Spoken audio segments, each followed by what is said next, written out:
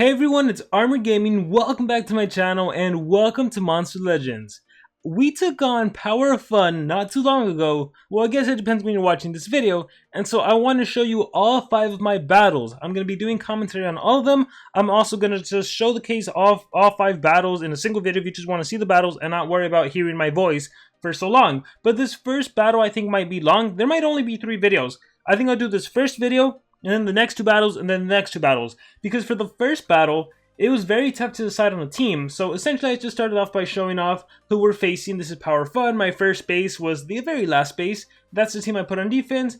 So as you all know, I always recommend going to the number 1 base and seeing if you can take it on. Because if you can take on the number 1 base, you don't want to attack a lower base than you could potentially be. So I went to the number 1 base. It's Flash. I saw lots of high-level runes. I saw a Wormlad, an Elvira, a Dunraw, and I'm thinking, can I beat this base? This is by the way, this is also by the time that I have my Warmaster Thalassa at rank 5. And let me just tell you, Warmaster Thalassa is so darn broken. As you can see, there she is in all of her glory, and I gave her 3 level 10 runes. If you guys know me, I'm the kind of player that holds my level 10 runes and don't even give them to any monster because it needs to go to the right monster. But when I got my Warmaster Thalassa, I'm like, yes, this monster needs level 10 runes, and so I was able to utilize her in this war. So as you can see, with the exception of Warmaster Thalassa, my monsters don't really compare to the enemy's monsters, right? I mean, I have a 105 Dunraw, I have a 120 Wormlad. By the way, I just ranked them up also in preparation for this war, so I think Wormlad's another monster I'm going to get to 130. Warmaster Ragnarök, Warmaster Thalassa, and Wormlad, those are must-have 130s if you want to be competitive, even like as a free-to-play player. So anyways, then it was me deciding what skills do I want to give to my monsters to be able to win. And I think I messed up in this battle. I do a lot better in my other battles, but I feel like I should have given Thalassa a different kind of skill set. So I'm trying out different monsters, I'm trying out different tactics, like who could be a good monster. I wish my M1ch had better runes. I'll probably end up doing that in the future, because M1ch is a pretty good monster. Random status caster at the start of the battle, can remove positive effects in total blind, can do a random control skill to the enemy. I like M1ch a lot. But anyhow, it's me going through my monsters, trying to decide what's a good female monster I could use. What's a good monster? And I think I'm gonna skip a little. I think Dunraw ends up winning. Like I said, I'm trying to test out different things. Like maybe I can churn transfer. Maybe I can run how to kill your dragon, kill Wormlad. I'm trying to decide.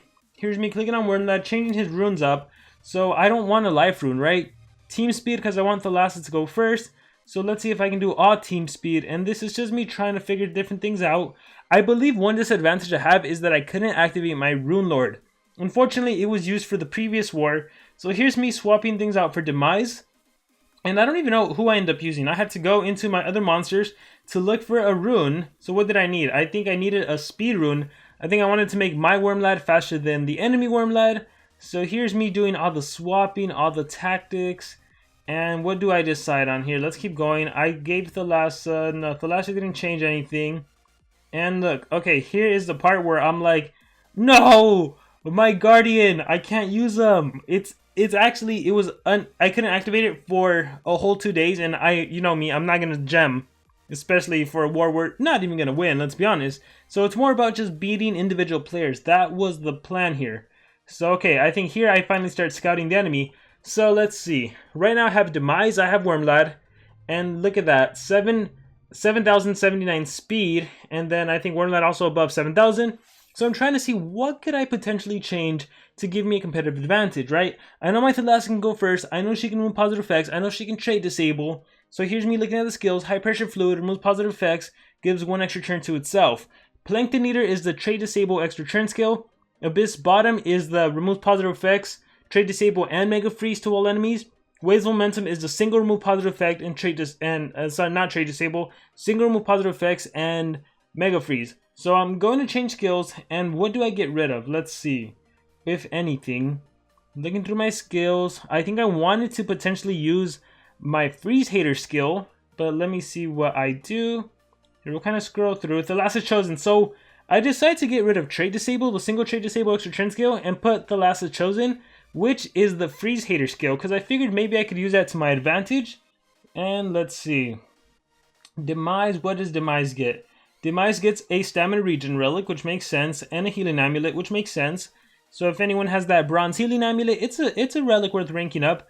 I got rid of one of my skills to put When Light Corrupts, which also makes sense because it removes positive effects from the enemy, and that's something I need when I'm facing Dunraw, right? When I'm facing an Elvira that can apply like photophobic shield or whatever it's called that prevents any damage except light attacks. So for me, for Wormlad, it's so hard picking a skill set for him, right?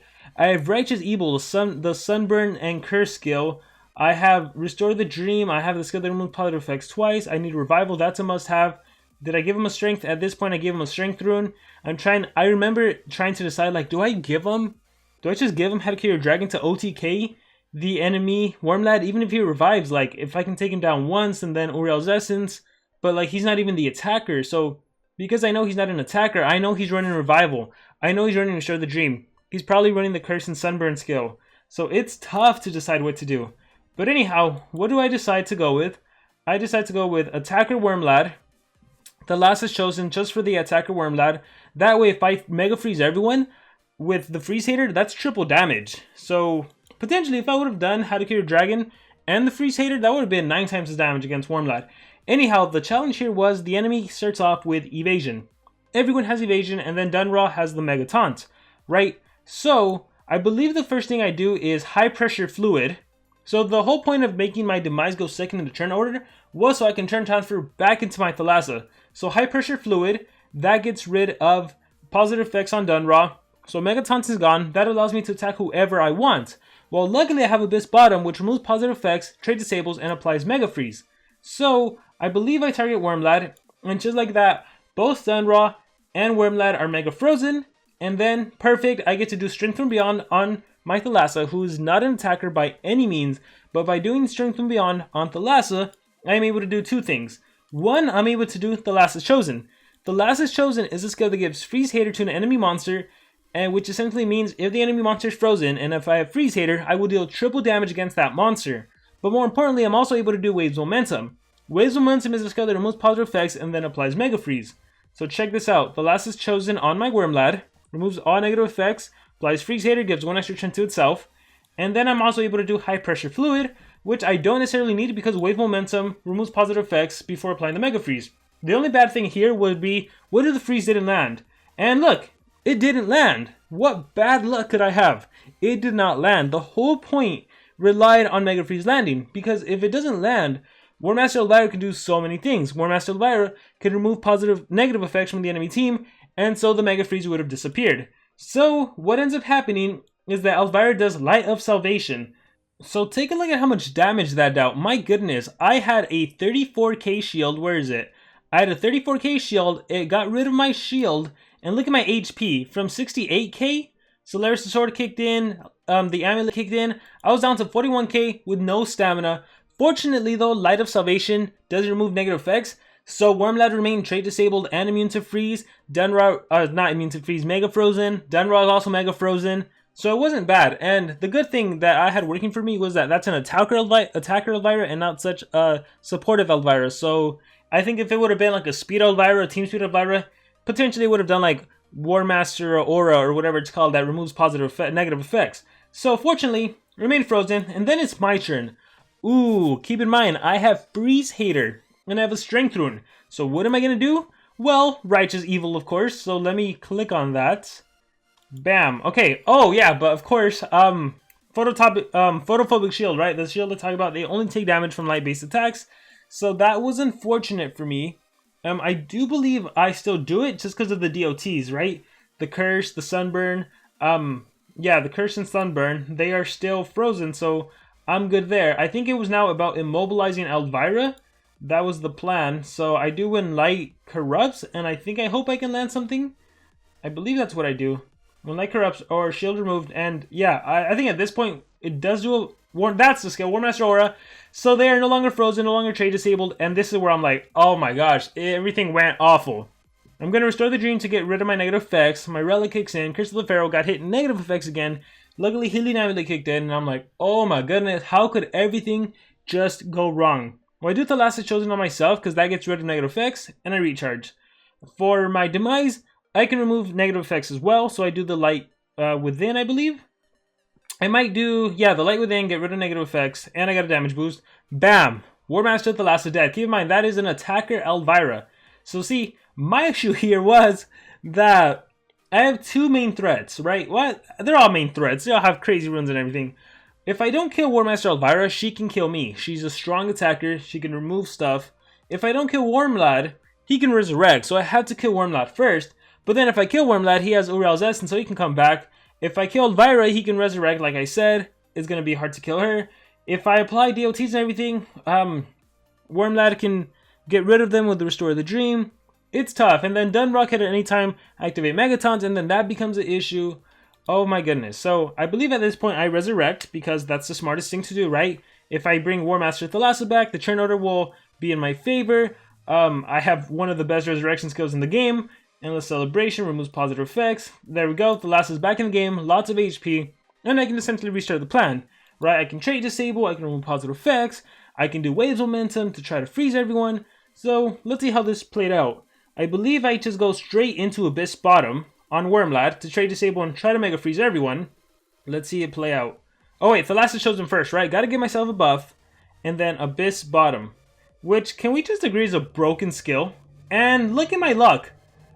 It missed on both Dunraw and Elvira. Like, what crazy luck is that, right? But look at the power of Freeze Hater. Keep in mind I only have one strength rune at this point. It does 72k damage on Wormlad. That is mighty powerful. Mighty powerful. So of course I'm going to do Righteous Evil. Mantis Claw Trap kicked in. There's the Megatons. And honestly, at this point, I'm like, ooh, Wormlad is dead. I believe I do High Pressure Fluid. Get rid of everything. And then I am able to Mega Freeze Warmaster Elvira, because I wanted to make sure Warmaster Elvira didn't clear. Oh, what happened? I actually, for whatever reason, I did Thalassa Chosen on Demise. Not entirely sure why I did that. So it goes over to Warmaster, and thankfully it was a Light of Salvation. But I think, let's see what happened. Because of Light of Salvation, did Wormlad take damage? He took no damage from the curse or anything, but that's cool. I, at this point, am able to, let's see, Restore the Dream. Yeah, gotta go for the healing. Curse of Pharaoh, High Pressure Fluid, or Mega Freeze. I need to Mega Freeze Elvira. I think that's what I can tell myself. I'm like, that Elvira is going to kill me. So here I can do High Pressure Fluid on Wormlad and Waves Momentum. But let me see, I was making sure, checking what they had, and making sure would I have enough stamina to do both of my skills. So I did High Pressure Fluid, got my stamina drained, wasn't able to do it. I think that was fine. Strength from Beyond, Turn Transfer back. Alright, there we go. Now I'm able to do Waves Momentum. Heck, I'm even able to do Abyss Bottom. So I believe that's what I go for. Because if I can do that trait disable, I have a higher likelihood of landing effects. So let me see. Abyss Bottom, and there we go. This time everyone gets frozen. This time it works perfectly. So like I said, he would come back, but I have more Mega Freezing up my... Whoa. I have more Mega Freezing up my sleeve. And here, let's rewind that. So what happens? I think the DLT, just, you see the effects of all those DLTs. Dunraw dead, Elvira dead, and then it's just Wormlad, but he's Mega Frozen, and so I go in for the kill. At this point, I know I am good. I'm going to remove negative effects. There's literally nothing he can do. I could Chain Freeze for the whole entire game if I wanted to. So I do Thalassa Chosen, I recharge again, and I believe I recharge again, and the DLT kills him. And just like that, we secure our first 3-coin victory against the top base on Power of Fun, and a lot more to come. So I hope you guys really enjoyed this. I hope you guys really enjoyed this. I know I talk a lot, but this is my whole analysis and commentary of the battle. This was a great war. So I think in the next video, I'm going to do 2 more, my second and third battle, and then I'll do my 4th and 5th, and I'll also post all 5 battles if you just want to see them all in action without hearing me talk for so long. So thank you guys very much for watching this video. I hope you guys enjoyed. Like I said, let me know your thoughts in the comments below, and I will see you all next time.